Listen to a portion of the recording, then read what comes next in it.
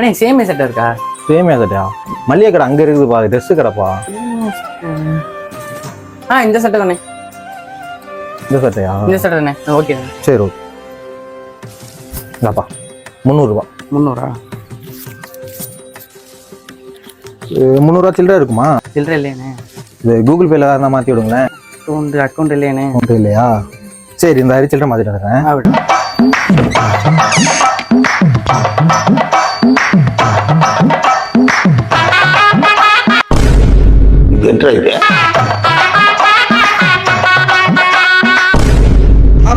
வணக்கம்டா மாப்ள.